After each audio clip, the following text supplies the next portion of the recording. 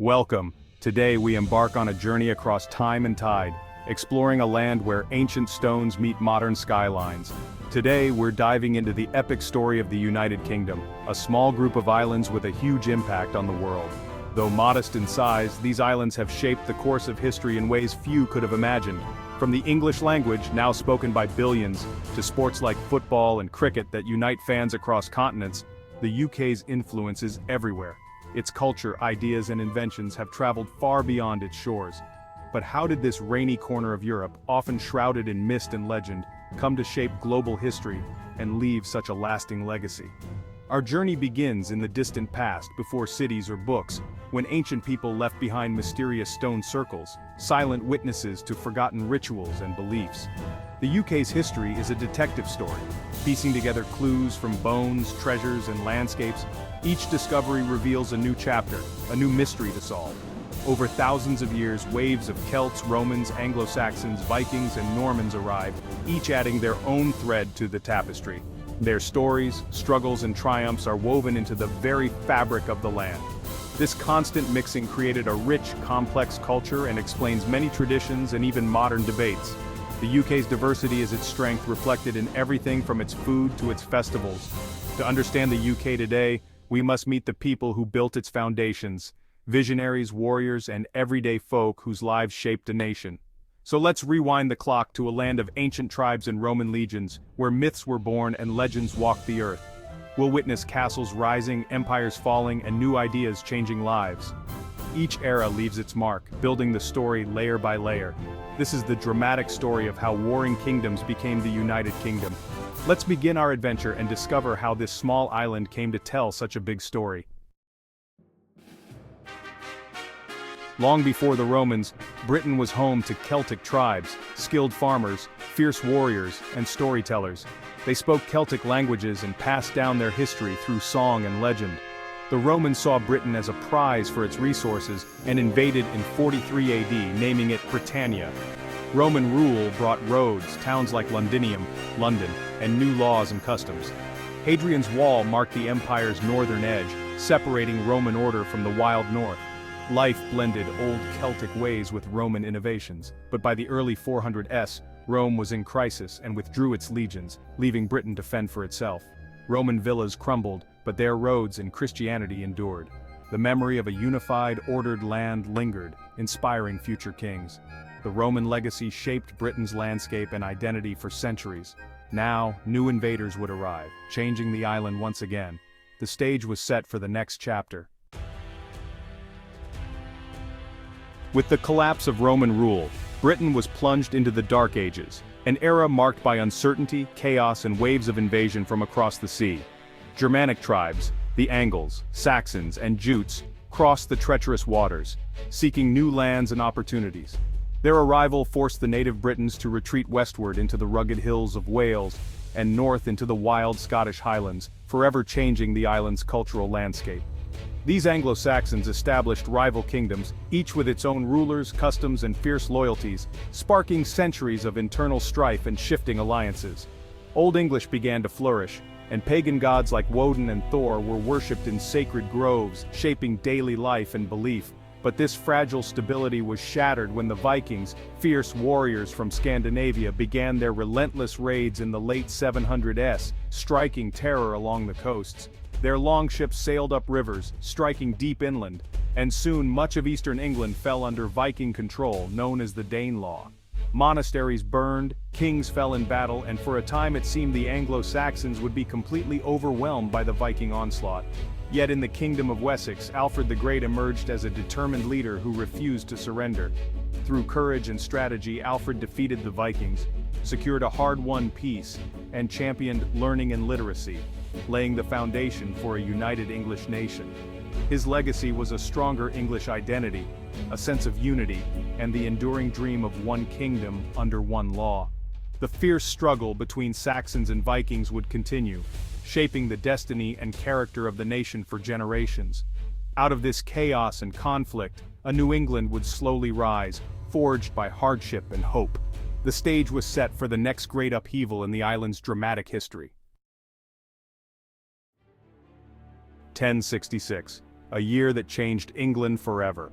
When King Edward died without an heir, three rivals claimed the throne: Harold Godwinson, Harold Hardrada of Norway, and William of Normandy. Harold defeated the Norwegians, then rushed south to face William. At Hastings, the exhausted English formed a shield wall, but the Normans broke through. King Harold fell, and William became William the Conqueror. The Norman conquest transformed England. A new French-speaking elite took power, building castles to control the land. The English language absorbed thousands of French words. England's ties to Europe deepened and the monarchy grew stronger. The old Anglo-Saxon order was swept away. The consequences of Hastings still echo today. England was now a kingdom with a new identity and a powerful, centralized rule. The stage was set for centuries of rivalry and union with its neighbors.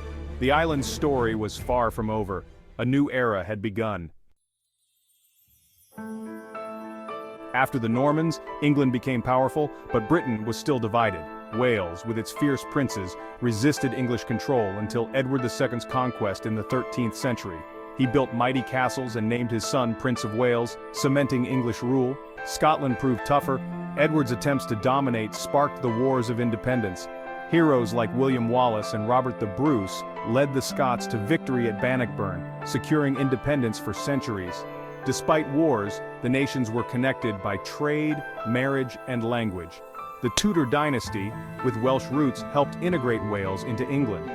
The Acts of Union in the 1500s formally joined Wales to England, but Scotland remained separate. The question of unity lingered. Three nations, often at odds, were bound by history and rivalry. The path to a united kingdom was still unfolding. The next chapter would bring them closer together.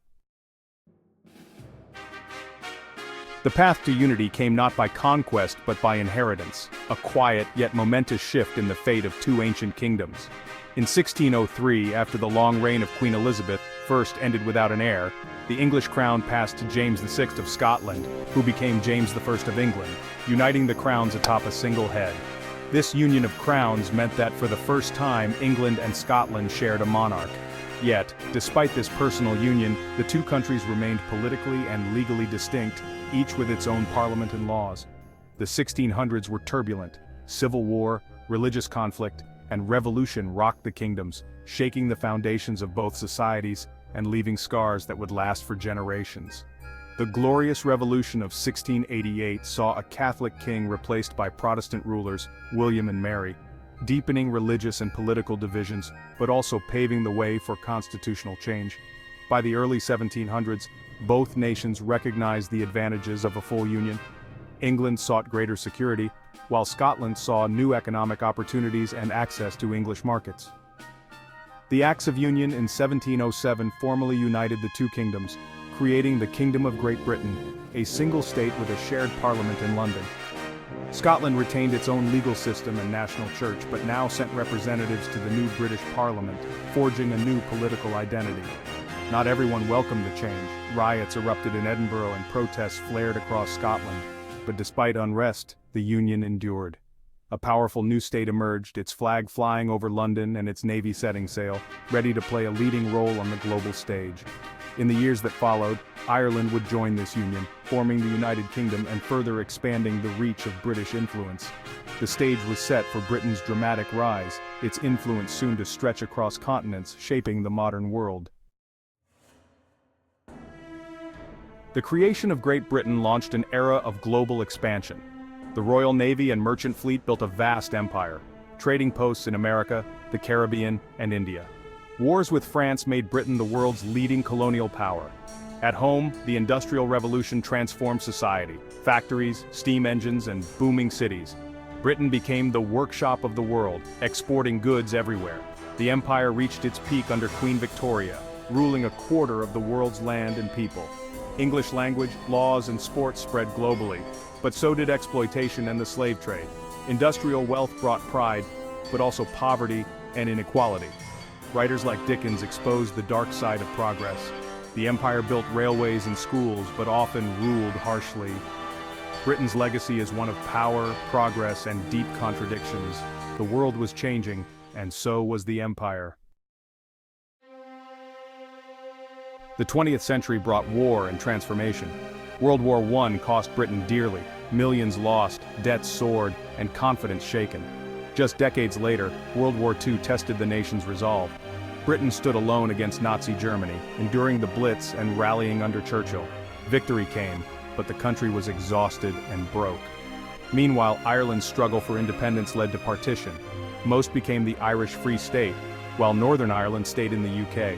The empire couldn't survive the cost of war and rising independence movements. India and Pakistan gained independence in 1947, sparking a wave of decolonization. Most colonies became independent, and the empire became the Commonwealth. The age of empire ended, but its legacy remains. Britain had to find a new role in a rapidly changing world. The story of the UK was entering a new era. After World War II, Britain rebuilt with bold reforms. The National Health Service, founded in 1948, offered free healthcare for all, a symbol of a fairer society. The welfare state provided security from cradle to grave. Post-war migration from the Commonwealth transformed Britain into a multicultural nation. New foods, music, and ideas enriched society, but also brought challenges around race and identity. Economic struggles led Britain to join the European Economic Community in 1973, tying its fate to Europe. For decades, EU membership shaped laws and trade, but sparked fierce debate over sovereignty. In 2016, a referendum led to Brexit, Britain's decision to leave the EU. Brexit forced the UK to redefine its identity and global role. From Stonehenge to the 21st century, the UK's story is one of change, resilience, and reinvention. Its past shapes its present, and its future is still being written. The journey continues.